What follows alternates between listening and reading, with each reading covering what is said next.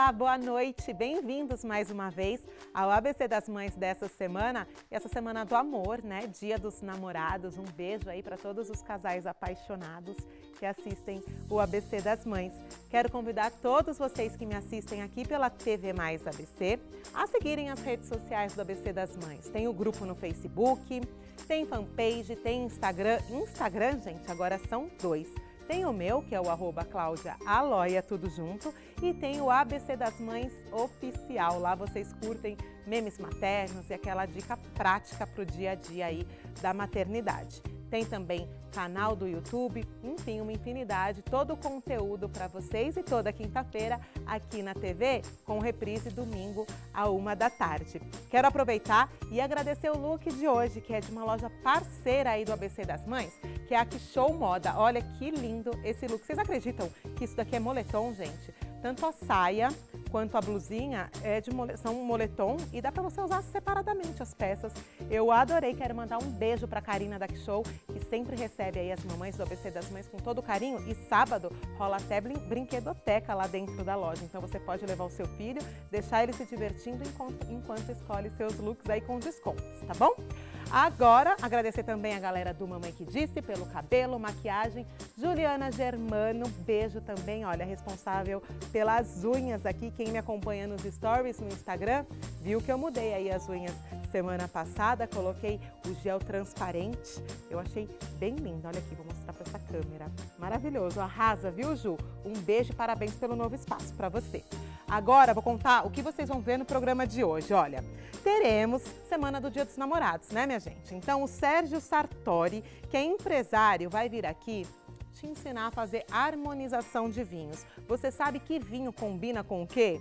Dia dos Namorados é a pedida, né? Então já ele vai vir aqui para te ensinar a harmonizar os vinhos. Teremos também a Fernanda Benatti. Ela veio lá da Califórnia, gente, brasileira, mora nos Estados Unidos já há 4 anos e ela é educadora integrativa do sono infantil e vai falar sobre a importância das crianças dormirem bem. Eu vejo vocês sempre no grupo falando comigo, Clau, fala sobre o sono. Hoje vem uma especialista aqui, tá bom? Teremos também a Elaine Gouveia, que é especialista em Baby Planner. O que é isso, Cláudia? Calma, que é a consultora para a chegada dos bebês, né? Para a maternidade, ela vai te ensinar a se planejar como um todo. E também a Ana Paula Silva, esteticista, aquela que faz aquela drenagem, que eu chego assim e saio bem fininha, ela mesma, mas hoje ela vai falar sobre limpeza de pele. Eu que fiz também, quem acompanha nos stories, viu a diferença da minha pele e ela vai contar dos cuidados da pele dos adolescentes. Você aí que é mamãe de adolescente, olha, não dá para deixar. Tem que cuidar, tem que ensinar eles a cuidarem da pele e já a Ana vai estar aqui dando todas as dicas. E também a nossa pediatra, a doutora Cláudia Carneiro, que vai falar sobre o que vocês pediram. Tosse infantil. Chegou o outono e inverno, começa o coffee, né? Então hoje ela vai dar as dicas, esclarecer aí as dúvidas de vocês sobre tosse. Agora vem comigo porque a nossa educadora integrativa do sono, chiquérrima, Fernanda Benatti, já chegou aqui ao programa. Boa noite, Fernanda. Boa noite, tudo bom? Tudo bem? Tudo jóia? Obrigada por ter vindo, então, primeiramente aí ao ABC das Mães, falar de uma dúvida recorrente, né? Sim. Que mãe não tem criança que em alguma fase da vida, né, dorme mal, não dorme bem. É verdade. Agora, para a gente começar, Fê, eu queria que você contasse qual é o seu trabalho, né? Porque eu até parei aqui para ler bastante na minha ficha, educadora integrativa do sono infantil. Explica um pouquinho do seu trabalho para gente. Então, a educadora integrativa, né, como o próprio nome já diz, é uma educadora que trabalha com todas as saúdes que influenciam a vida da criança. Tá. Né? Saúde mental, física, emocional, espiritual, ambiental, ocupacional. Né? Então, a gente não foca apenas no sono, né? Nós focamos em suprir todas as necessidades da criança durante o dia todo, para que o sono venha como consequência disso, né? Um sono bom venha como consequência dessas necessidades supridas durante o dia. Nossa, e legal que você falou, né? Além do ambiente, o lado espiritual. Sim, também. Sim, super importante. Olha que legal. E então, antes, né, para nós começarmos, para a mamãe que está em casa assistindo, saber da importância de uma noite de sono. Queria que você contasse para quem nos assiste por que a gente deve prestar atenção né, na infância, em qualquer fase da vida, porque uma noite de sono, né, uma noite bem dormida, gente, o dia tá ganho. É bom para todo mundo, Não né? é? Então, durante o sono, muitas coisas acontecem, né? A criança se desenvolve durante o sono, né? Há a liberação do hormônio do crescimento, né? As células se renovam, a criança aprende novas habilidades, é tudo durante o sono. Tá. Né? Então, é super importante, inclusive, para o desenvolvimento mental, físico, cognitivo. Né? Agora, Fernanda, me fala uma coisa. Tem um horário que a criança precise dormir? Por exemplo, eu tenho um dos meus filhos dorme perto da meia-noite. O outro eu consigo colocar na cama às 10. Uhum. Mas dizem que esse da meia-noite não é tão legal por conta do hormônio, que é liberado, tem um horário, enfim. Isso tem realmente sentido? Então, o hormônio ele vai ser liberado de qualquer forma, né? Tá. Não tem um horário certo que o hormônio vai ser liberado no corpo da criança. Mas é importante a gente ter uma quantidade de horas de sono. Tá. Né? Uma criança que vai dormir meia-noite, ela vai acordar que horas para ir para a escola? Né? Então, a gente tem que observar isso.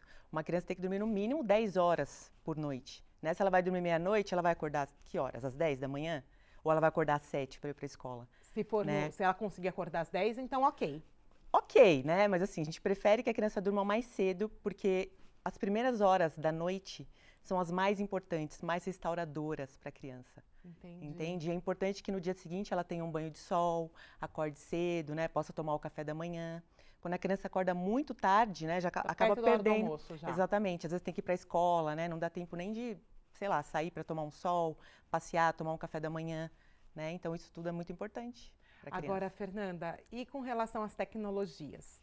Também, outro dia eu li que não pode nem ter a luzinha do aparelho da TV a cabo ligada. Isso é verdade? Para algumas crianças isso influencia bastante, né? Tá. O que acontece? Os aparelhos eletrônicos, eles liberam um tipo de luz, né? O celular, a TV, o tablet, que inibe o hormônio do sono, que é a melatonina. Tá. Então, acaba que dificulta a criança a cair no sono, né? Além de diminuir a qualidade também do sono. Tem pesquisas que revelam que a criança dorme menos, né? Quando ela dorme, por exemplo, assistindo... O tablet. Exatamente. Então, a qualidade e o tempo do sono são diminuídos. O ideal é aquela coisa, né, gente? É o mundo ideal. Eu tento fazer, pelo menos, eu queria fazer todos os dias, né? Tenho conseguido uma vez por semana. A história de deixar o quarto apagado e contar historinha. Isso, perfeito. Até eles pegarem no sono. Gente, eu queria tanto conseguir fazer todos os dias. Não Será que que a alguém gente consegue? consegue. O que a gente não pode também é ser muito rígido. Tá. Né? Tentar dar uma limitada, não evitar que a criança fique nesses aparelhos Sim. antes de dormir, por exemplo. Ou na né? TV mesmo, né? Exatamente, dormir com a TV ligada, por exemplo, né? Não é muito saudável para a criança. E a alimentação, Fernanda, também influencia? Também, tanto positivamente como negativamente, né? O que é legal a gente oferecer e o que não é legal a gente oferecer? Então, alimentos legais para você oferecer para a criança são aveia, banana, Tá. abacate, que contém triptofano, que é um aminoácido que ajuda na produção de melatonina. Tá. Né? E alguns alimentos não são tão indicados à noite às vezes pode causar um desconforto, ou alimentos como chocolate, né, que contém cafeína, né, que são muito estimulantes. Dá uma despertada, né? Exatamente. Então, Açúcar, uma bananinha com aveia amassada é legal. perfeito. Uma Olha que ceia legal. ideal para a criança ir tranquila dormir. Que gostoso, meus filhos adoram. Acho que a maioria das crianças gostam, porque Gostam, é docinho, né? E isso. pra gente, pra nós mães, é fácil de Super preparar. fácil. Não é? É Isso. maravilhoso. Agora, Fê, então eu queria que você contasse pra gente. Claro que cada família é única, cada um tem a sua rotina, mas mais ou menos, se nós pudéssemos seguir uma rotina noturna, o que você sugere para nós? Eu sugiro que seja uma coisa que funcione para a família, Tá. né? Não tem um ritual ideal ou perfeito, né? Que eu vá sugerir para você, mas uma coisa que funcione para sua família. Mas eu gosto muito de orientar um banho morno, tranquilo, colocar uma música suave, dependendo da idade da criança, ler uma história, Tá. né? De preferência, honrar a noite, que é uma coisa que eu gosto de orientar muito também. Pelo menos 1 hora antes de dormir, baixar as luzes, baixar as vozes, diminuir as atividades, né, muito estimulantes, né? Tudo isso ajuda a criança a criar um link na cabecinha dela que a hora de dormir está chegando, né? Então você vai fazendo uma preparação do corpinho dela, entende? Então eu gosto muito de orientar isso, tomar um banho morno, aí lê uma historinha, vai para o quarto com a mãe ou com o pai, a mãe fica do lado. Para muitas crianças precisam de presença, né? Inclusive você falou da sua filha, né? Exatamente. Que precisa. Até hoje ela dorme. Precisa comigo. da sua presença, Sim. né? Super saudável, normal, não tem problema nenhum. Tá. Então, tudo bem. E o negócio da cama compartilhada, Fernanda, também é uma dúvida das mães no grupo. Você acha que ajuda na qualidade do sono, atrapalha, é indiferente? Eu acho que é a mesma coisa. Eu acho que se funciona para a família, é perfeito. Não Né? tem Se por que está não todo fazer. mundo dormindo bem, não tem por que não fazer. Não vai Eu sou atrapalhar, a favor né? da cama compartilhada. Eu acho que é maravilhoso para a mãe que amamenta, principalmente. Facilita muito, né? Porque a mãe tem que ficar levantando toda hora e dar mamar para a criança, já está na cama. Mas também existem os casos em que o pai é expulso da cama. Acontece, né? Porque às vezes a cama é um pouquinho pequena, não dá para todo mundo. Então, acho que tem que ser uma coisa conversada da Com a família. família. Exatamente. E o ideal, então, é que essa criança durma no mínimo 10 horas por noite. 10 horas e meia. Isso até que idade, Fernanda? Isso aí vai até os 13 anos de idade. É, porque é aquela fase do pico do crescimento também, Exatamente. né? Uhum. E depois varia, né, gente? Tem adulto que se dormir 5 horas tá bem resolvido. Exatamente. Né? Exatamente. E outros, eu preciso, gente, eu sou uma dorminhoca, eu preciso pelo menos 9 horas. Olha aí, tá vendo? Eu sou uma criança, praticamente. É muito individual isso. É muito individual, né? Porque, por exemplo, a minha irmã, ela dorme 5, 6 horas por noite, normal. tá tranquila. Não fica com sono durante... Normal. Mas sempre fui assim. Sempre mesmo. Bom, adorei que você veio aqui dividir um pouquinho da sua experiência. Vou colocar em prática e coloquem aí. Depois vocês me contem também a história da banana com aveia para dormir. E o leite com chocolate, então não, né? Porque o chocolate Chocolate, não oriento. Não, leite, sim. O leitinho morno, ok. Perfeito. Agora, se chocolate... você é daquelas que coloca o chocolatinho, não, esquece. Pode atrapalhar. Porque dá uma agitada na criança, Dá. né? Tem É verdade. cafeína, né? Eu nunca tinha parado, porque eu conheço bastante criança. E dependendo do chocolate, tem açúcar também. E aí tem que escovar o é super dentinho e tal, hiperativo. não vai poder pegar no sono ali na sequência, né? Exatamente. Olha que legal, então vamos todas partir para banana com aveia. O que tem na banana mesmo que você falou que é bom? Triptofano. É um aminoácido que ajuda na produção de serotonina e melatonina. Olha. Serotonina é o hormônio da felicidade. Do bem-estar. Exatamente. E a melatonina é o É hormônio o do do soninho. sono. Ai, gente, adorei. Vou colocar hoje em prática aí e vou tentar fazê-los dormir pelo menos 10 horas por noite, porque às vezes não tá chegando a isso, não. Então, super Tem que mudar um importante. pouquinho a rotina, né? Sim. Porque a história de baixar as luzes da casa, entrar no clima do sono, eu já tento fazer. Ai, que bom. Já tentei o inverso também, viu, Fernanda? Já tentei, coloquei eles para dançar, fazer uma farra. Falei, agora vão cansar e vão dormir. Isso é um piorou. mito. Aí foi 1 da manhã. É um Sim, mito, é um né? mito. Ó, a experiência própria, a Fernanda comprovou aqui, nada disso, né? Tem que começar na preguicinha. Isso. Obrigada, viu, Fernanda, Imagina, por ter obrigada vindo a ao você. programa. Agora vai voltar para Califórnia, né? Vou, semana que vem. Ó, semana que vem, Fernanda já foi, mas eu vou inserir a Fernanda lá dentro do ABC das Mães. Qualquer dúvida, vocês também podem questionar lá, que eu vou apresentar vocês todas para ela, viu? Obrigada, Fernanda, Obrigada por ter vindo a ao você. ABC das Mães, viu? Obrigada. Gente, agora um break muito rápido e na volta temos pediatra para vocês. Já volto.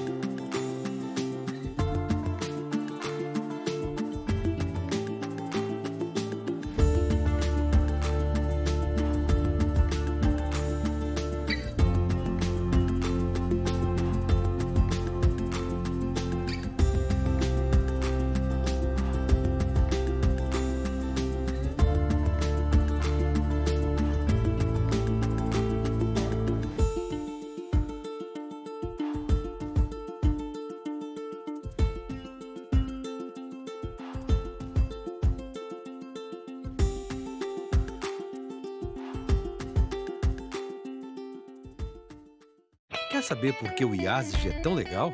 Não pergunte pra esse patinho de borracha. Não pergunte pra essa bola. E nem pergunte pro herói do videogame.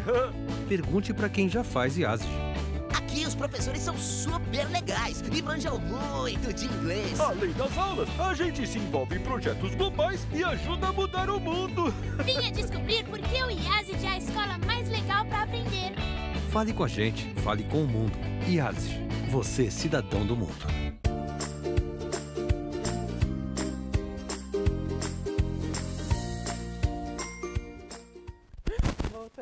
ABC das Mães. E agora a nossa pediatra parceira, a doutora Cláudia Carneiro, vai vir aqui falar sobre aquele tema que vocês pediram. Vamos primeiro, então, cumprimentar a nossa pediatra aqui, para a gente falar sobre tosse, que foi escolhido por vocês esse tema, viu? Boa noite, doutora, tudo bem? Boa noite, tudo bem? Tudo bem com Bem-vinda. vocês? Ó, primeira coisa que eu vou falar para a doutora Cláudia. Quando vamos iniciar o nosso pediatra online de novo? Terça-feira, Tá. À noite. à noite, 9 horas. Terça-feira, 21 horas, pediatra online, então. Isso, estamos no Pediatra Online. Olha que legal. Sem falta. Vocês que fazem parte aí da rede social do ABC das Mães, lá dentro do grupo, a doutora vai disponibilizar, a doutora e sua equipe, às terças-feiras, a partir das 21 horas, meia horinha ali que você coloca a sua pergunta e a doutora responde, tá bom? Agora, hoje, vamos falar sobre tosse, porque começou o outono e inverno, gente, começa a saga da tosse, né? Exatamente. Agora, para a gente começar aqui, eu queria que você descrevesse para nós mães o que é considerado tosse, porque às vezes a gente vê a criança com aquela irritação na garganta, ela tá com tosse. Aí não é tosse, né, doutora? Não, daí não é tosse. A tosse, é importante ressaltar assim, que a tosse ela não é uma doença, mas ela é um sintoma Tá, de alguma situação, que não necessariamente uma doença. tá. Então, a tosse não é uma doença. Meu filho tem tosse. Pronto, meu filho tem uma doença. Não, é um sintoma e a gente tem que ir atrás desse sintoma, tentar descobrir qual é a origem. Tá? Por que acontece a tosse? A nossa via aérea cria esse mecanismo, é um reflexo, tá? Então, se tem um corpo estranho, se alguma coisa entrou, uma poeirinha, um engasgo. Porque o que é o engasgo? É sei lá, a aguinha, você está bebendo água, você engasgou. É água que, em vez de ir para o esôfago, foi para a traqueia, foi para o lugar errado. E mesmo a secreção, tá? Então, assim, uma secreção, alguma coisa, tudo isso estimula o reflexo da tosse. Então, o organismo, naturalmente, às vezes você nem quer tossir, Para expulsar e aquilo. você tosse, para expulsar aquilo que está incomodando. Olha, Já pode até tossir começou. para ver, né? Aquilo que está incomodando, que está entrando na via aérea, porque não deve entrar nada dentro da via aérea. Tá. Então, se estiver entrando alguma coisa, seja líquido, uma poeira, aspirou alguma coisa, ou mesmo aquela secreção que eventualmente foi produzida lá dentro, o organismo tem esse reflexo da tosse. Então, para entender que a tosse Até é do algo... engasgo, né? Exatamente, a tosse é algo super benéfico. Tá. O paciente, às vezes um paciente neurológico, um paciente muito acamado que não tem a habilidade de tossir, é muito mais complicado. Então, a pessoa que tosse, ela está ajudando a expelir. Então, a tosse é um sintoma, né? Tá, de alguma coisa. Então, existem tipos de tosse, né? Aí agora vem aquela coisa, né? Como diferenciar os tipos de tosse? E especialmente aquela tosse assim, a gente hora tá carregada, hora tá seca, tá com as duas, né? Então, quais são os tipos de tosse e como que eu consigo diferenciar para de repente chegar e contar para o pediatra como essa tosse? Porque eu não sei com vocês, mas é assim, a criança tossindo 6 horas consecutivas em casa, chega no pediatra não tosse, né? Acontece muito isso. E é Então, importante contar, né? Descrever essa tosse. para que a gente conte para o pediatra, para que ele, se a criança não estiver tossindo na hora da consulta, para que ele consiga avaliar, né? Isso. Praticamente é tosse seca e tosse não seca, vamos dizer Com assim. secreção, né? Com secreção, tosse com expectoração. A gente tem uma dificuldade na criança, a criança não expectora, né? O adulto ou uma criança maior naturalmente fala, eu tosso e sai uma secreção, mas a criança não. Ela tosse e acaba engolindo a secreção, porque ela não consegue expelir. E às vezes é uma dificuldade da mãe entender, tem secreção ou não tem secreção, né? A tosse seca, ela é bem sequinha mesmo, assim, é uma coisa, às vezes é tão seca que tá aquele ruído rouco. Até tem gente que fala assim, tosse de cachorro, né? Que você tosse bem seco. Você vê que... Fica aquele... Isso, né? bem nítido. Já se não é desse jeito, já é uma tosse que muitas vezes o barulho não é tão intenso, mas tem um pouco mais de secreção. Super importante descrever isso para o pediatra, por mais que ele vá avaliar, ele vai auscultar o pulmão, vai examinar o ouvido, garganta, ver toda a via aérea, esse dado é super importante, né, na hora de compor um diagnóstico, né? E como a presença de outros sintomas, né, coadjuvantes ali, também ajuda no diagnóstico. Que pode ser febre, enfim, são vários outros sintomas. Exatamente. Agora, quais dessas tosses a gente deve ter mais cuidado? A tosse seca ou a tosse que tá expectorando, aquela tosse com aquele... Parece que vai sair alguma coisa de dentro, faz, "Bah", né? Aquele barulhinho. Qual tosse é mais... Não sei se pode usar essa palavra perigosa. Não tem como a gente dizer o que é mais perigosa. Uma tosse seca, muito seca, pode ser devido a uma laringite. Tá. Então, uma laringite, você está com uma tosse bem rouca, e de repente aquilo fecha aqui, né, na laringite, então é potencialmente grave, né? Então, é uma tosse de laringite. Uma tosse com muita secreção pode indicar um processo de pneumonia, geralmente associado à febre, né? Tá. Vamos dizer assim, que eu acho que a tosse, o quadro com tosse e febre faz a gente ficar um pouco mais preocupado. Porque é infecção, né? Porque geralmente pensa em uma infecção. Então, você pode pensar numa pneumonia, você pode pensar numa bronquiolite. Às vezes o bebezinho começa a tossir, nem ficou cansadinho, já pode pensar numa bronquiolite, num vírus outro qualquer, né? Então, vamos dizer que a presença da febre é um divisor de águas. Tá. A tosse sem febre, geralmente a gente pensa um pouquinho mais no processo alérgico. Isso que eu ia te perguntar. Existe a Isso. tosse alérgica, então? Sim, sim. Na hora que você tem um processo alérgico, vamos dizer o nariz, que todo mundo percebe. Então, quando você está com alergia, você está coçando, você entope, a mucosa edemacia fica inchada, entope. Então, imagina esse processo mais para dentro. A mesma mucosa das narinas está aqui dentro. Então, aquela mucosa vai ficar inchadinha, tá? Coçando, nunca ficou, né, coçando a garganta, assim, desesperadamente. Todo esse processo alérgico pode chegar mais para baixo nas vias aéreas e fazer com que estimule o reflexo da tosse, porque aquilo tá inchadinho, começa a produzir mais secreção e tosse. Às vezes não é uma infecção, mas o processo alérgico levou a um processo semelhante. Sabe o que você falando aqui, eu vejo assim, agora não de crianças, claro, né? Mas esse processo alérgico eu vejo muito fumante, que tosse consecutivamente, aí, anos, é por conta do cigarro, da alergia, deve ser alergia ao cigarro, irritação que o cigarro traz. Daí né? eu vou até, não é área pediátrica, né, mas a gente sabe, o fumante, né, é diferente, eu não sou fumante, então se você está fumando aqui e eu tossi, é porque eu inalei aquilo Deu irritou. uma alergia, uma reação. É uma reação, inalei, aquilo me incomodou, deu uma reação alérgica imediata. Mas o fumante, aquela pessoa que fuma anos, ele cria uma lesão no pulmão. Então, ele tem uma bronquite crônica. Então, o fumante tosse porque ele tem uma lesão mesmo no pulmão. Então, daí... Mas para você ver que qualquer coisa que atinge o seu pulmão, a sua via aérea, né? Não é só o pulmão, que vai desencadear a tosse. Ai, gente, olha... Tem que educar os nossos filhos para nunca fumarem, né? Voltando aqui para o assunto do pediatra, né? Mas ela falou, eu já associei alguns fumantes ECA que eu conheço. Aí agora, então vamos voltar aqui nas crianças. Quais são, então, nos pequenos, as principais causas de tosse? Eles também podem ser alérgicas. Então, né? a tosse ela pode ser, vamos de trás para frente, Tá. né? Então, a tosse relacionada à infecção, uma pneumonia, uma broncopneumonia, uma bronquiolite, tudo relacionado à infecção. Tá. A parte alérgica pode ser uma tosse por uma alergia simples mesmo, né? Você começou com uma rinite, mas está mais inchadinho e tosse, uma tosse alérgica. Como pode ser uma asma. Apesar da asma ter falta de ar e aquele chiadinho, ela desencadeia a tosse também, tá? Que não deixa de ser um processo alérgico também. E outras coisas como um refluxo, ele pode gerar tosse.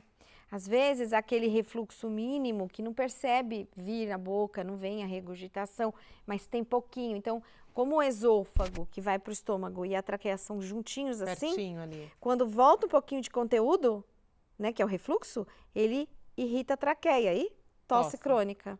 Então, Então, um dos uma diagnósticos... que come também tosse é um dos sintomas, né, para ser Um dos investigado. diagnósticos de tosse crônica é refluxo. Olha né? só.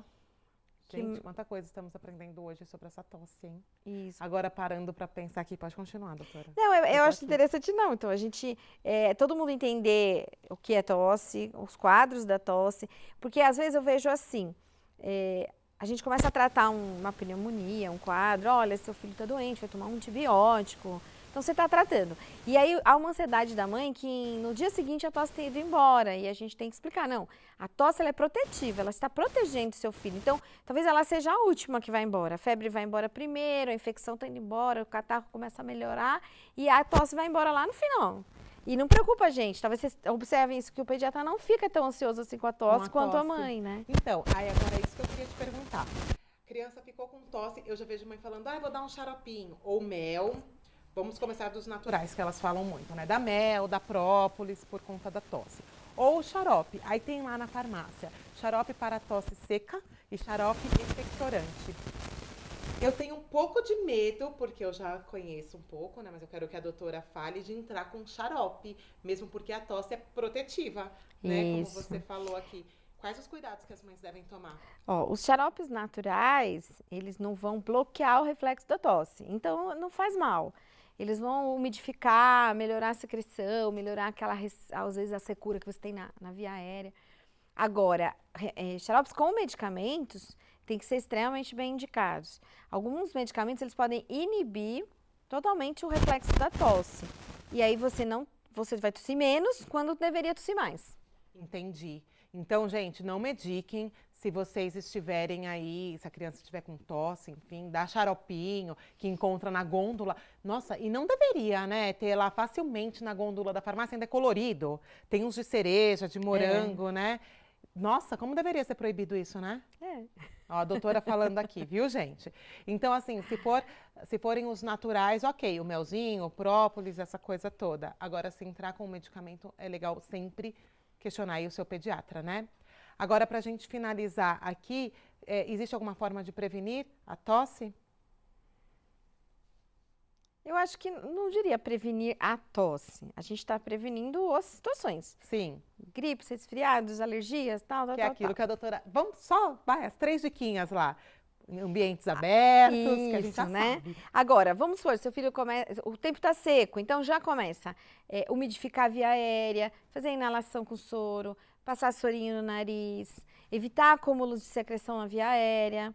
Tudo isso vai ajudar a não progredir aquela situação. Então, começou uma tossezinha, pode fazer uma inalação com soro, colocar sorinho nas narinas, umidificar o ambiente, se for a ocasião de estar com o tempo seco, né? Agora, prevenir a tosse não, porque a gente quer que ela venha se algo errado estiver acontecendo. Porque é o seu corpo, é a natureza, o seu corpo reagindo ali para tirar qualquer creque-creque de dentro de você, né? Adorei! Obrigada, viu, Clau, por ter esclarecido aí as dúvidas das mamães. Obrigada a vocês. E aí eu posso reforçar mais um pouquinho a Claro. questão do pediatra? Por Então, favor. assim, agora eu tô com outras pediatras trabalhando comigo, tá? Então, lá no consultório a gente tem outras pediatras, são pessoas que trabalham comigo no hospital, então são pessoas assim que eu confio, que trabalham de uma forma muito parecida comigo, com a única diferença que não são homeopatas. Mas são pediatras que trabalham muito direitinho, trabalham muito do meu jeito, que eu acho que é legal para que os pacientes possam se sentir em casa. E acolhidos. E acolhidos quando eu não estou, né? E a gente está trabalhando em equipe, aí a gente vai trabalhar para fazer o pediatra online toda semana. E elas vão estar me ajudando nesse pediatra online, para que a gente possa dar suprir as dúvidas aí das mamães, e né? ajudar isso. Ó, doutora Cláudia, é sucesso, gente. Agora aumentou aí a clínica, então vocês vão conseguir aí agendar também com facilidade, procurar apoio, ajuda, inclusive no online, que ela e a equipe estará lá todas as terças, né? Elas estarão lá para tirar as dúvidas de vocês. Então, sem correr na gôndola da farmácia, dá uma lida, se informa, consulte o pediatra, né? Nada de automedicação. Isso mesmo, muito obrigada mais uma vez participado. Eu que agradeço, eu adoro sempre que você vem, viu? Obrigada. Obrigada a vocês. Gente, agora mais um break rápido e na volta tem mais ABC das Mães para vocês, não sai daí.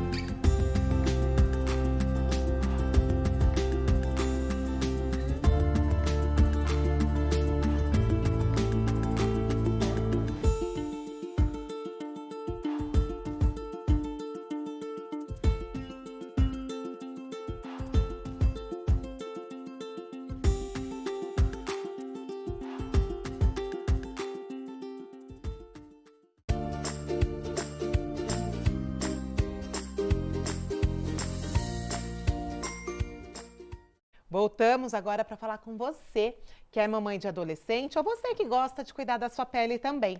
Porque a nossa esteticista, a Ana Paula Silva, vai vir aqui hoje, já chegou aqui, né, para dar uma aula para vocês aí de cuidados com a pele, especialmente na adolescência, tá? Boa noite, Ana, tudo bom? Boa noite, querida, tudo ótimo, e você?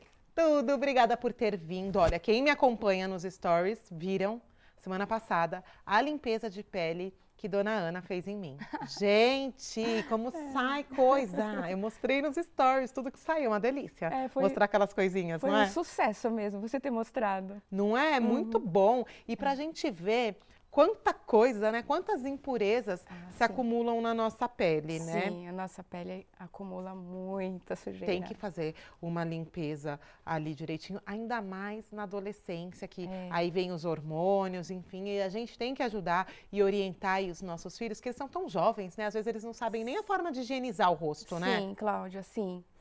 Eu estou como esteticista atuando aí na área já há 7 anos e esse assunto em relação a espinha, acne, com o adolescente realmente eu não sei se talvez não é tão falado sobre o assunto, mas esse problema atinge mais, em média, 80% dos jovens, né? Todo mundo tem, né? Exato, porque assim, o adolescente, imagina, é a melhor fase da vida, né? Você começa aí se formar e tal, e aí de repente você tem uma pele toda marcada com acne, né? Quando ela tá com pus ou quando ela tá vermelha, e isso vai mexer com a autoestima do adolescente, vai baixar, na verdade. Ainda mais nessa fase, né? Exato, fica introspectivo. Eu, na verdade, fui um adolescente com problemas de acne, um grau bem grave, tenho sequelas de acne hoje, por conta de, na época, não ter tantos recursos, né, que isso há 25 anos atrás, não tinha tantos recursos como tem hoje, nossos pais não tinham tantas orientações como tem hoje. Então hoje você consegue sim prevenir que o seu filho tenha uma sequela de acne para a vida. A sequela de acne, ela é uma sequela difícil de tratar, ela dificilmente vai sumir 100%. Eu sei que hoje tem muitas tecnologias a favor disso, mas eu já ouvi de um dermatologista assim: Paula, só nascendo de novo para você ter a pele lisinha, porque a gente quer ter, né? Ainda mais quando é jovem, você quer ter nada, né? Meu apelido, por exemplo, era Choquito na escola. Quem gosta? Aí como você vai ser feliz assim, né? Você nem quer compartilhar nem de contatos com ninguém. Então, muitos adolescentes ficam introspectivos mesmo com isso. Mas dá para ajudar, gente. Acho Dá. que uma pele bem limpa. Dá. Eu queria que você, Paula, orientasse aos pais, especialmente os pais de adolescentes que vão começar a passar essa fase. Enfim, se você é uma mãe que teve e um pai, né, na adolescência, espinha, muito provavelmente porque é genético também, né? Sim, também. Existem alguns fatores, Cláudia. Tá. Tem o genético, tem os hormonais, justamente na fase da adolescência os hormônios estão explodindo aí. Tem os fatores de clima também. Então, cada um vai aí desenvolver ou não, né? Não dá para ter a certeza se você vai ter ou não. Se vai ser grave ou não, existem 4 tipos de acne também. Quais então, são assim, esses tipos, então? Então, tem grau 1, grau 2, grau 3, grau 4. Tá. Porém, o grau mais simples, cravinhos ou outros, sabe? Aí começa a evoluir para uma espinha, que tudo nasce do cravo. Então, assim, aí vamos ter o grau 2, que daí é um cravinho, vermelhinho. Então, a espinha era um cravo, ela já não nasce era espinha. um cravo, ela não nasce espinha, porque assim, a espinha ou acne, né, como é o termo mais usado pelos médicos, ela é uma inflamação da pele. Aí o que acontece? Com os níveis aumentados do hormônio, você produz mais sebo, certo? Esse sebo, ele não sendo totalmente colocado para fora, uma parte é retido. Isso vai entupir os poros. Eu estou usando assim um termo mais simples de entender. Pra gente porque se eu entender. vou falar pápula, pústulas, folículo piloso, vai ficar mais difícil talvez de Sim. entender. Então, esse sebo, essa oleosidade que fica e entope, o que acontece? As bactérias adoram essa parte que já está entupida e com oleosidade. Então, as bactérias vêm e aí se forma a acne, entendeu? E aí a acne, por exemplo, uma acne só vermelhinha e com um ponto escuro, é uma acne que já está em processo inflamado. Quando aparece o pus, ela já é uma acne inflamada. E aí, se não cuidar dessa acne, ela pode virar um cisto e ela pode virar uma cicatriz irreversível em alguns casos. Olha, gente, a gente tem algumas fotos aí de É. peles de adolescentes aqui Isso. neicas. Dá pra colocar as fotos? Olha lá, Paula. Olha aí, ó. Gente, Que adolescente fica feliz assim? Não. Não é verdade? não mesmo. E aí depois tem a foto de como fica a pele depois, ó, se você não cuidar. Essa é uma pele, na verdade, a minha era assim. Tá. Aí com muitos tratamentos que eu fiz, melhorou, mas eu ainda tenho as sequelas de acne.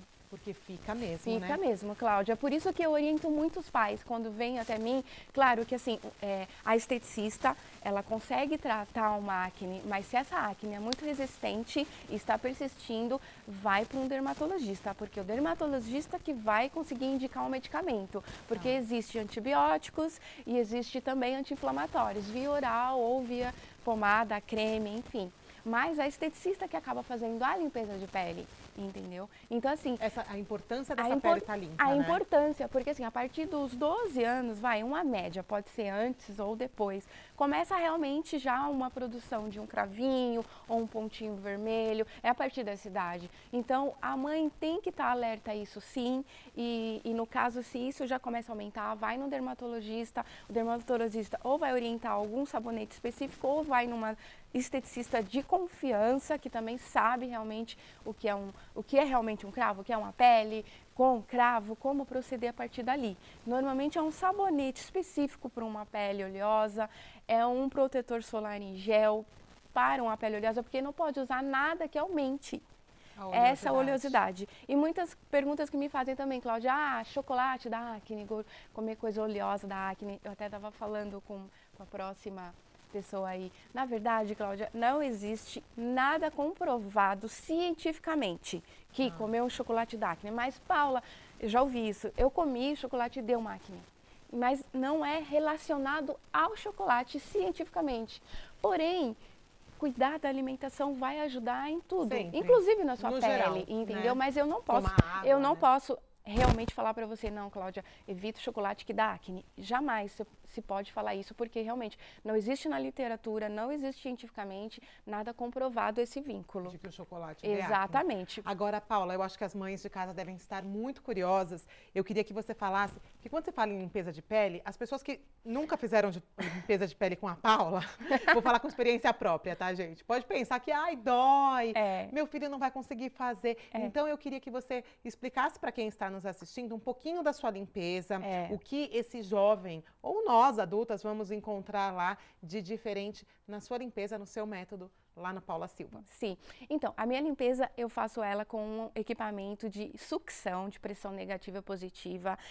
Claro, antes é toda a preparação da pele, você sabe. Então, um grande segredo, inclusive, se tiver algum esteticista me atendendo, para uma boa extração, é uma boa preparação da pele antes. Então, tem todo um processo, o vapor de ozônio, que é o antibactericida ali também, que já está me ajudando aí nessa proteção de proliferação de bactérias na pele. Depois é um equipamento que vai sugando. Esse equipamento é menos indolor e marca menos na pele, você mesma sentiu. E para adolescente, principalmente, o terror é realmente espremer, que é um método, né, antigo. Tem também a cureta também, que é um outro método que se é usado. Eu tenho todas as técnicas, mas o que eu faço? Eu uni todas em uma só, e aí fica mais realmente indolor e marca menos. E depois disso também você conseguir controlar a parte que fica vermelha, controlar também a parte que fica inchado. Então você sair dali sem a pele estar marcada é o que eu mais escuto lá no pós-VGA. Como assim, Paula? Nossa, eu saí sem nada.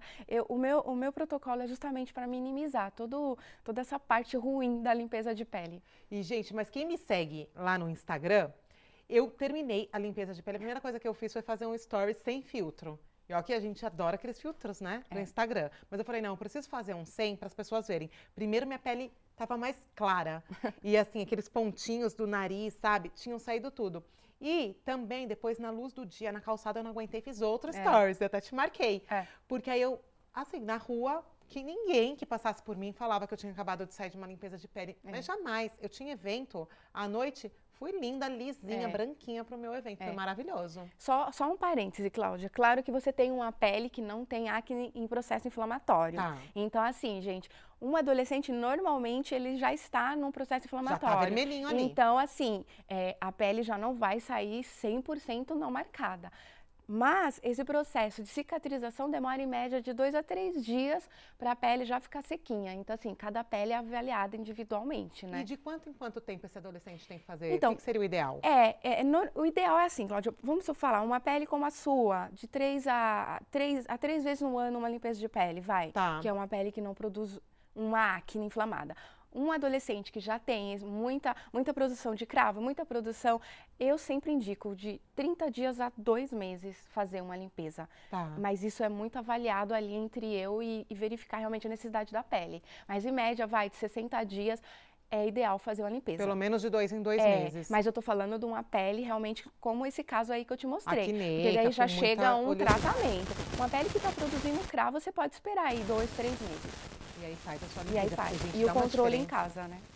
Ah, é. Aí depois é você ter cuidado, os bons produtos em casa. né? Exatamente, a mamãe lá orientando que tem que lavar a pele de manhã, lavar a pele de noite e passar um protetor solar. Sempre, né? Sempre. Olha, gente, orientação é tudo, ainda mais na fase deles. É. Né? Então, conteúdo aqui para que vocês orientem aí os seus pequenos. Obrigada, Paula, por ter vindo novamente Eu que aqui. agradeço. E depois a gente tem que marcar de novo para falar da drenagem milagrosa da Paula, que ela faz o método Renata França. Nós já trouxemos ela aqui no programa, mas nunca é demais falar, gente. Ai, Toda não. vez que eu posto, todo mundo, uau! É, né? Muito verdade. legal. Muito bom. Eu Obrigada, que agradeço. viu, Paula? Obrigada. Gente, agora mais um break muito rápido e na volta, mais um pouquinho de ABC das Mães para vocês.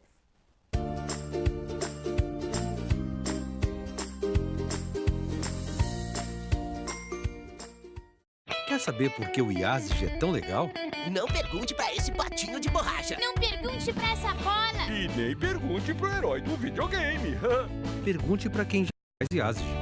Aqui os professores são super legais e manjam muito de inglês. Além das aulas, a gente se envolve em projetos globais e ajuda a mudar o mundo.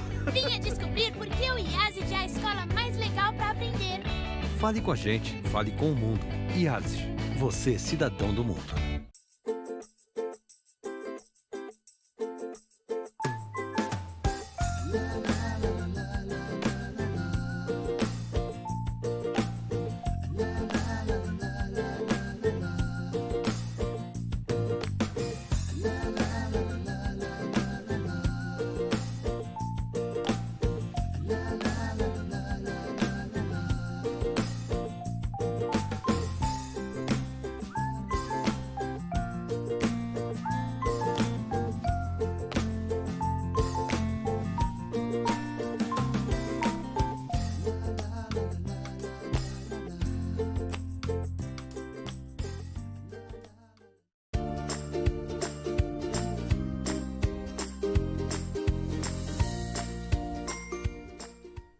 Voltamos agora com uma entrevista que nós nunca trouxemos aqui no ABC das Mães. E olha, eu mal vejo por aí as pessoas falando sobre esse assunto, mas que eu achei tão importante, tão legal. Se eu tivesse tido, eu acho que essa orientação lá atrás, eu acho que a maioria dos meus problemas teriam sido, minimizados. Eu estou falando da Elaine Gouveia, que é especialista em Baby Planner, e vocês vão descobrir comigo o que é isso aqui.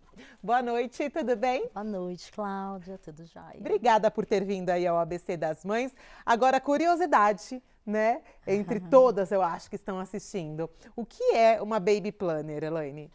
Então, uma Baby Planner é uma profissional que pode orientar a mulher para que ela siga todos os passos e tenha uma gestação tranquila e um pós-parto também tranquilo, né? Trazendo toda essa organização para a mulher e minimizando aquele estresse, aquela ansiedade que a gente já vê que é muito comum entre as mulheres durante essa fase, né? Sim, então a sua consultoria, ela deve ser contratada, então, antes, um pouquinho antes dela engravidar ou logo no início da gestação, né? É o ideal, é o ideal. É que muitas pessoas não conhecem, então as pessoas, elas veem a organização da gestação só quando tem que comprar um enxoval, quando vai fazer um evento para receber o bebê, né, que seria um chá de bebê, um chá de bênçãos.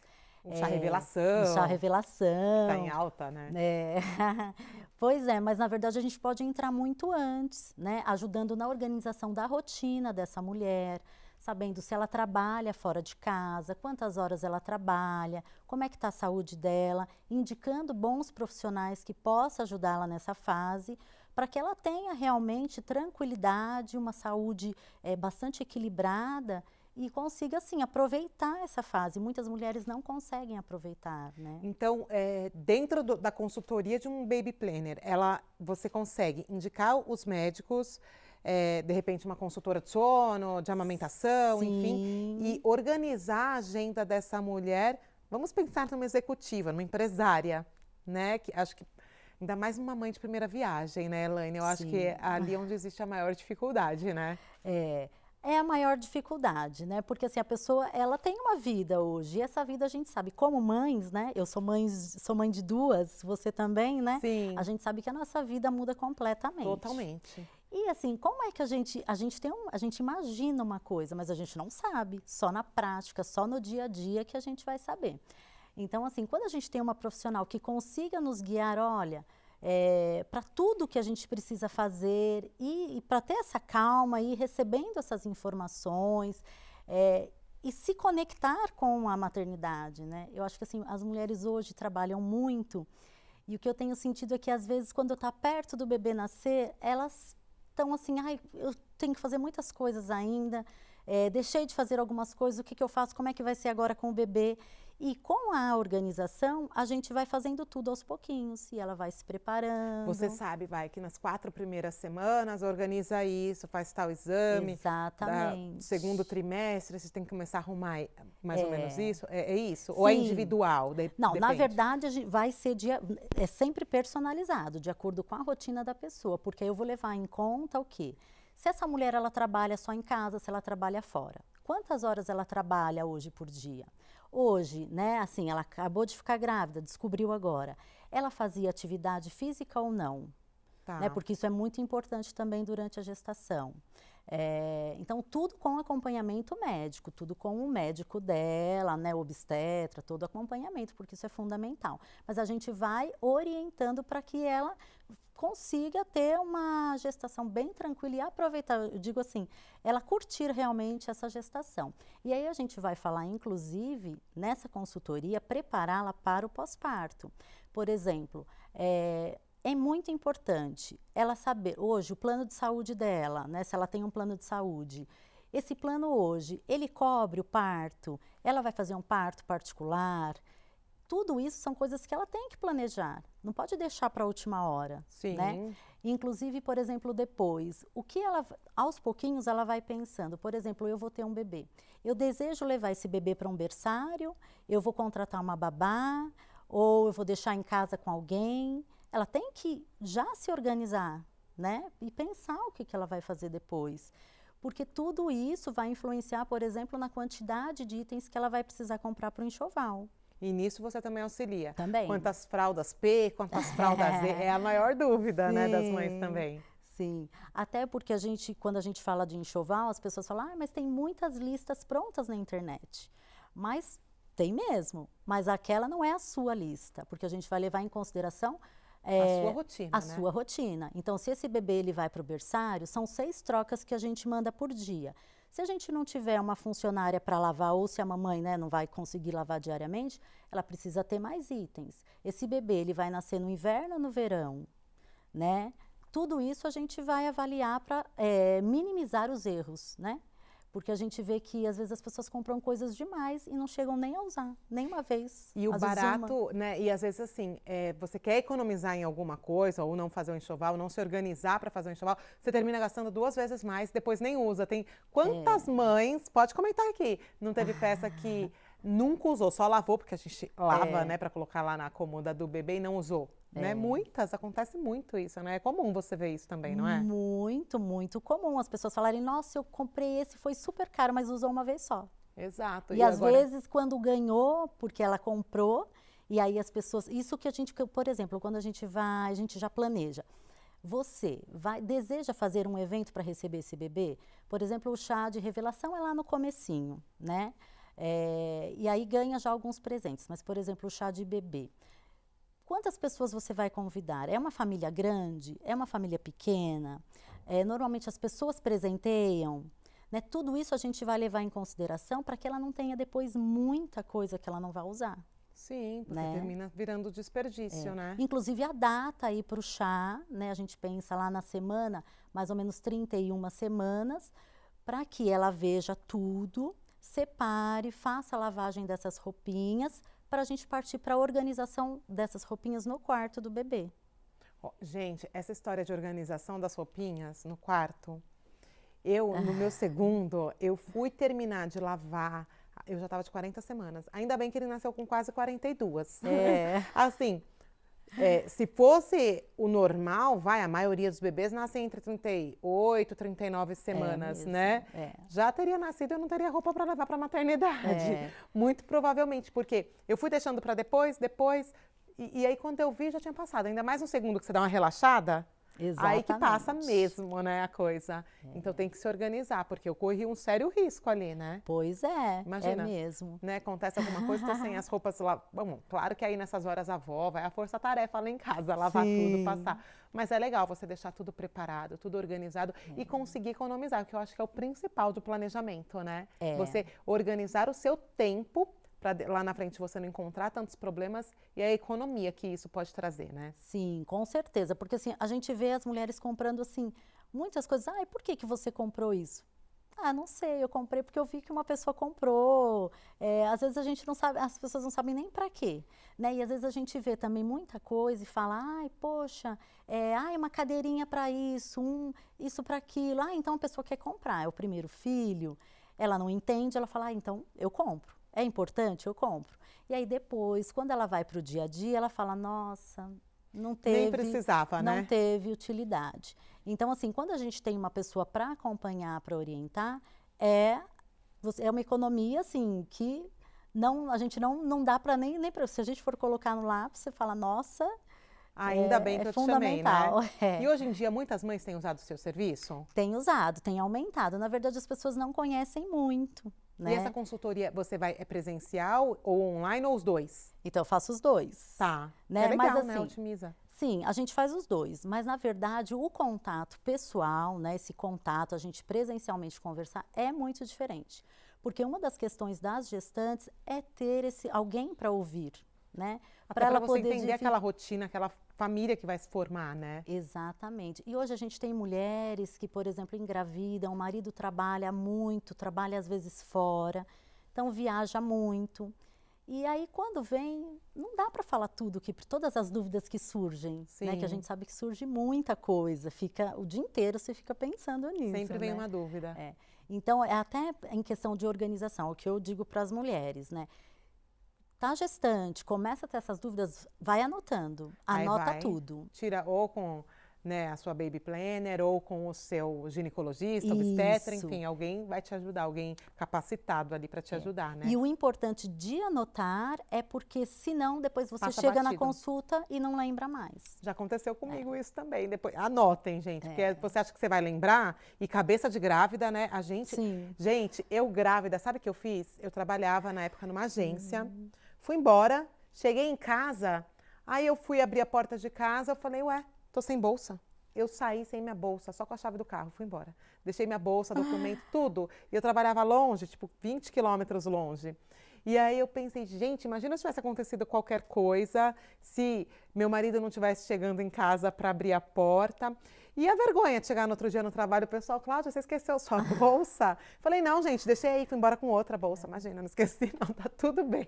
Mentira, tinha esquecido, só lembrei em casa. Porque fica mesmo, né? A gente tem uns esquecimentos aí na gravidez, né? Inclusive, Cláudia, uma questão assim que eu acho muito importante para todas as gestantes de primeira, de segunda, né? Primeira gestação, segunda, é o seguinte, a questão da organização dos documentos durante a gestação. Sim, importantíssimos também. Né? Que elas coloquem isso numa pasta em ordem cronológica, por exemplo, pode ser uma pasta follow-up, que a gente compra na papelaria mesmo, né? Algumas gostam de personalizadas, tal, mas enfim, a gente tem que pensar na funcionalidade, um follow-up, que aí a gente vai colocando, por exemplo, receituário, tudo que nessa gestação ela usou,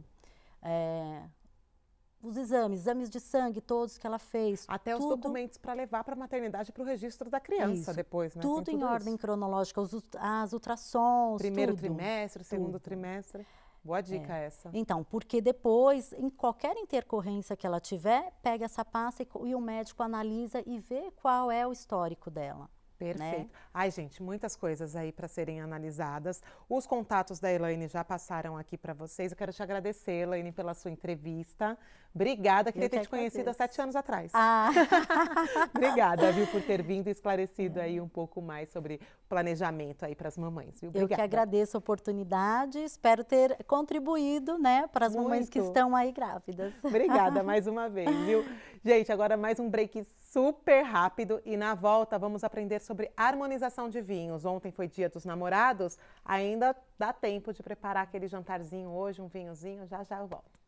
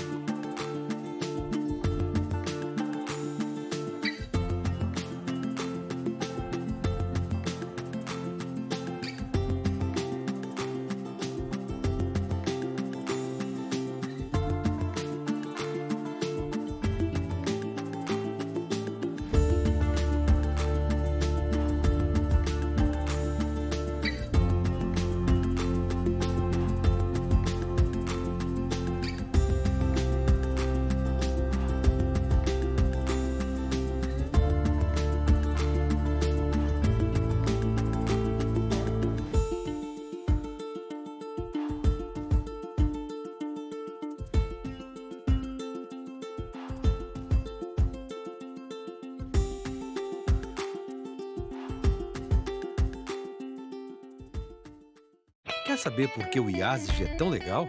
Não pergunte pra esse patinho de borracha. Não pergunte pra essa bola. E nem pergunte pro herói do videogame. Pergunte para quem já faz IASG. Aqui os professores são super legais e manjam muito de inglês. Além das aulas, a gente se envolve em projetos globais e ajuda a mudar o mundo.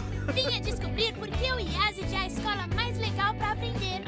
Fale com a gente, fale com o mundo. IASG, você cidadão do mundo.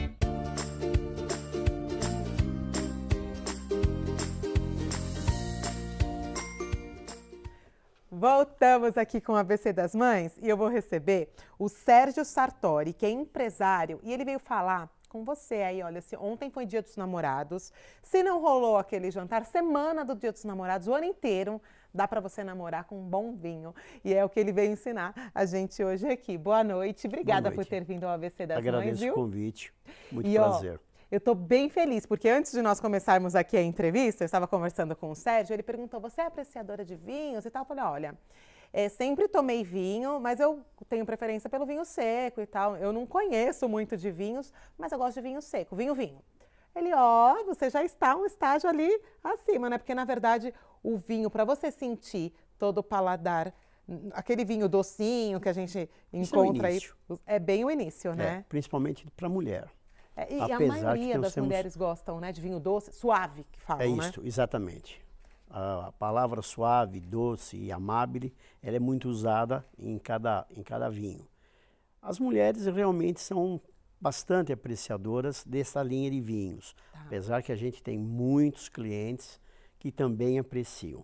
Mas para harmonizar melhor uma janta, um almoço, um vinho seco sempre lhe agrada mais, porque a doçura acaba, de uma certa forma, saturando. Ela vai criando uma situação assim que você fica meio saturado. Tipo, já tomei 3 taças, não consigo tomar a 4ª. E muitas vezes é uma coisa mais longa, momento assim de um casamento, por exemplo. A gente serve muitos casamentos, assessora muitas pessoas em casamentos. Então a gente sempre se preocupa de não deixar eles, vamos dizer, se utilizarem de vinhos doces, principalmente no caso do tinto. No branco ainda a gente chega ao lambrusco, a um demi-sec. Em alguns casos o prosecco é indicado bastante. Então cada momento requer uma qualidade, uma uva e um grau de ou doce, ou seco, ou amável, ou demi-sec. Enfim, olha quanta informação, mas espera aí, calma, não fiquem assustadas, eu vou pedir para ele destrinchar um pouquinho aqui para a gente de uma forma mais simples. Primeiro, eu queria que ele Nós ali, né, mães, mulheres, vamos fazer um jantar. Eu queria diferenciar, queria que você ensinasse nós diferenciarmos o vinho entre os vinhos finos e o vinho de mesa. Tá. E quando eles podem ser utilizados ali no dia a dia, num jantar que nós formos preparar em casa, enfim, qual opção nós devemos escolher? São tantas opções no mercado. Muitas. A gente enlouquece, Muitas. né? Mas as lojas como a minha e outras, Tá. é um tratamento diferenciado, Que aí eu um consigo ter uma assessoramento. orientação. Um assessoramento. A gente pede, convida as pessoas que participem alguma coisa. Veja, cada momento requer um vinho. Isso está completamente certa, Cláudia. Tá. Cada momento é um momento que você vai receber uma pessoa rapidamente, informalmente, sabe, aquele negocinho rápido. É um vinho, é um momento que você vai ter um jantar. Você tem um vinho de entrada, você tem um vinho do acompanhamento, né, da janta, e no final a sobremesa. Aí entra talvez algum vinho doce. O vinho do Porto. O vinho é uma do Porto sobremesa, é maravilhoso. esse é indiscutivelmente uma das melhores formas de fechar. Ai, como Mas é quando bom, você né? mas quando você também tem uma sobremesa agradável, muitas vezes você pode acompanhar com vinhos próprios que a gente chama de colheita tardia. São vinhos que já vêm numa garrafa menor, porque já insinua que você vai beber menos. Então Já não tá tem finalizando ali, é, né? não tem aquele desperdício. Mas as uvas são infinidades. Hoje os enólogos se empenham muito em fazer cortes, um vinho varietal, uma única uva, corte 2 uvas, mais de 3 já viram um assemblage. Aí vai muito da comida que você vai usar. Há uma regrinha bem simples, bem fácil, que é Essa regra a que eu básica. quero. Vai. Tudo que você for servir for leve, vinho leve. Tá? Quando você vai usar uma coisa mais pesada, uma carne, uma coisa mais condimentada, você trabalha com uma uva mais pesada. Você vai para um Cabernet Sauvignon, para coisas mais leves, você vem para um Merlot. Para não correr riscos. Então, no peixe, você vai no Merlot. Você Tá. pode, com muita segurança, você pode ir no Pinot Noir, é indiscutivelmente a primeira, Tá. ok? Porque é uma uva extremamente leve, elegante, quase que agrada a todo mundo. Ela tem já uma cor mais, parece que mais transparente, mais delicada. É indiscutivelmente a primeira uva para se pensar numa situação. Depois do Pinot, com certeza você traria a linha Merlot, traria o Carminer, sempre deixando os mais fortes, os mais pesados, para uma situação mais que Um você prato sabe. pesado, uma Exatamente. massa, uma carne. Isso. Veja, a massa, ela Depende fica, da massa, né? a massa fica sempre extremamente harmoniosa com um Merlot, com Carminer, com tudo mais. Mas se você usar um molho e usar uma carne, a coisa já muda. Então, quando você está fazendo alguma coisa que é com queijos, que são coisas mais leves, você tem que escolher o vinho mais leve, entendeu? Tá. Você vai usar uma massa com molho, mas sem carne. Ok, fique na linha baixa. Carminer, Merlot, Pinot. Vou fazer um molho com uma bolonhesa, com um pouquinho de carne e tal. Já pode pensar no Malbec, já pode pensar no Cabernet Sauvignon. Então, se eu for fazer um queijo e vinhos lá em casa... Sim, queijos quais? Porque nós temos uma infinidade de Ah, queijos. tem essa também, Sem Sérgio. dúvida, indiscutivelmente. Tá. Por exemplo, um gorgonzola, ele É um queijo harmoniza... forte. Sim, gorgonzola é um queijo extremamente forte. Ele acompanha muitíssimo bem com a uva taná, que é a uva uruguaia. Tá. Eu terei agora nos próximos dias um evento que é exclusivamente vinhos de uva uruguaia, taná. Toda a harmonização lá onde a gente participa do evento, com certeza serão provolone, gorgonzola, tudo coisas mais fortes. Olha que legal. Então, só para a gente ajudar aqui as mamães que estão assistindo. Sim. Hoje, quinta-feira, semana do Dia dos Namorados, amanhã, sexta. De repente, vai comemorar só amanhã, porque o Dia dos Namorados, quarta-feira, né? Às vezes fica difícil ali.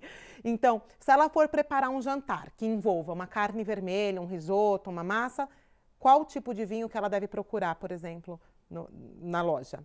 Ela deve... Você falou alguma coisa de carne. Carne, coisa pesada. Isso. Ela pode procurar Malbec, Cabernet Sauvignon, pode procurar até um taná. sem Tá. problema algum. Agora, e se de repente ela quer fazer algo mais fresco, Sim. um queijinho leve, Uma ou castanha, um damasco, alguma coisinha bem levinha, uma geleia, Isso. uma gelinha de queijo, uma coisas leves. Isso. Isso, aí nós ficaríamos com certeza com esses vinhos, Merlot, Carminer, com essas uvas mais agradáveis. Olha que legal. Tempranillo, é uma uva espanhola extremamente elegante, gostosa, fácil de beber. Gente, são várias opções. África do Sul, a Pinotage, uma uva elegantíssima. Muito legal. Agora, Sérgio, onde que fica a Sartori Vinhos? Rua Piauí 729. Nós estamos lá há Ali em 23 São anos. Caetano. Estamos lá há 23 anos. Sabe o que eu vou fazer? Depois dessa consultoria aqui, agora é fácil. Nossa, a Sim. maioria das seguidoras do ABC das Mães são de São Caetano. Sim. Gente, o Sérgio, você está lá sempre, né, Sérgio? Sou eu, praticamente. Bom, o Sérgio está lá, a gente vai lá. Sérgio, te vi no programa da Cláudia, por favor, vou fazer um jantar assim, assim, assado. Ele já passa o Mas vinho. isso já acontece. Nós temos muitos clientes que realmente participam, conversam. Isso é muito legal. E trocam, inclusive, informações. Isso é muito gostoso. O meu espaço é um espaço extremamente pequeno, que espero a sua visita Eu com vou. muito prazer. Mas a gente consegue fazer de um espaço, um lugarzinho assim de um encontro. Principalmente no final de tarde, a gente acaba sempre tomando um vinho com algum amigo, algum cliente que está de passagem ou veio buscar alguma coisa que encomendou. Enfim, e a gente troca um pouquinho de informações, tipo, puxa, eu fiz um tal prato e fiz com isso e ficou muito gostoso. E a gente vai experimentando. Na verdade, vinho, a melhor forma de beber vinho ou de ter uma opinião sobre vinho é bebendo. Tem que experimentar, né? Não tem. Uns agrada muito, outros um pouco menos. E outro, o paladar muda do vinho, né? Sem dúvida, mas isso existe. Veja, para nós chegarmos a um produto final, tem milhões de pessoas que trabalham lá atrás. A que cuida da terra, que cuida da videira, que faz a colheita, que faz a maceração, o enólogo que faz um belíssimo trabalho, que constrói o vinho, tá? E aí você tem o prazer. Lógico, tem que respeitar o clima que aconteceu na ocasião daquela uva antes de ser colhida, tem uma infinita solo, a parte toda de solo, tudo isso traz uma alteração significativa. A gente pode pegar um determinado vinho de um produtor e você pega uma safra de uma para outra, ele já sofre uma evolução em função principalmente do clima. Demais. Gente, eu acho que eu vou ter que trazer o Sérgio mais vezes ao programa, Será um porque eu prazer. gosto muito de abordar esse assunto com as mulheres, com as mães, porque eu acho que nunca é demais aprender. Esses dias vai ficar para o próximo programa, mas eu aprendi até a saber a acidez do vinho, se você deixar ele na sua boca, o quanto ele borbulha, o quanto ele fica mais leve. É muito legal, mas a gente vai fazer no próximo programa. Sempre quando estiver para apreciar um vinho, é indiscutível a necessidade de ou beber água ou comer um pedaço de pão, que é para você neutralizar o melhor possível. Não adianta ir um atrás do outro ali, mudando. Tem que mastigar alguma coisinha. Se for fazer uma degustação numa sequência, a água é fundamental ou um pedaço de pão. Para limpar a boca, lavar a boca e com certeza ter melhor sensibilidade no próximo. Perfeito, adorei. Obrigada, viu, Sérgio, Muito obrigado. pela visita. Quero te fazer uma entrega, inclusive, de um mimo. Ah, obrigada. Eu espero que agrade. Eu acho, com certeza, né, gente? Para Vocês você acham? comemorar. Vou comemorar, então, o Dia dos Vai. Namorados. Amei. E espero sua visita. Será um Vou prazer. sim. Obrigada mais Eu que uma agradeço vez. mais uma vez. Muito obrigado. Gente, espero que vocês tenham gostado, aproveitado, aprendido um pouquinho mais com o nosso programa. Vou encerrar, que nós já estouramos o tempo aqui, ó. Beijo, fiquem com Deus. Até o próximo programa e não esquece de compartilhar, tá bom? Até mais.